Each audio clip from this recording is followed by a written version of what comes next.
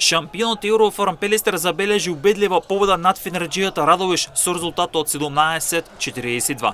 Во првиот дел битолчина трошија многу енергија и резултатот беше 11-16, но во второто полувреме пелистерци се разигра и забележи убедлива победа откако му дозволија на Радовиш да постигне скромни 6 погодоци во вторите 30 минути.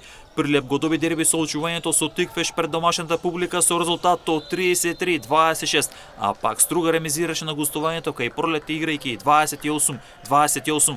Оваа победа веќе сигурно значи дека Стружани ќе го изменат последното место кое директно води кон испаѓање во прва лига, пак ќе се води битка со Куманово за избегнување на предпоследното место кое води кон баражот за опстанок во ракометната елита.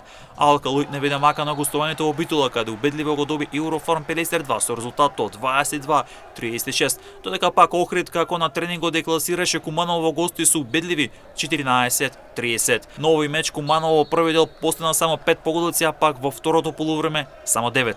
Вардар не виде мака и со високи 23-34 го декласираше тимот на Бутел. Во однос на табелата, Вардар е лидер со 38 бодови, Еврофарм Пелистер е втор со 34, а пак по 33 бодови имаат Охрид и Алкалоид и го делат третото место. Овие 4 екипи веќе се потврдени во плейофот. Тиквеш и Бутел го делат петото место со по 20 бодови, Прилеп е седми со 18 бодови, а пак Еврофарм Пелистер 28 со 17 бодови. Меѓу Тиквеш, Бутел и Прилеп ќе се води битка за последните две места во плейофот.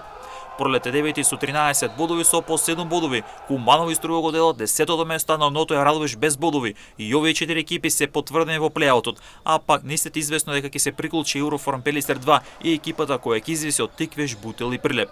Веќе овој викенд ќе се играат надпреварето од 21-то коло, потоа ќе следуваат мечевите од 22-то коло за комплетирање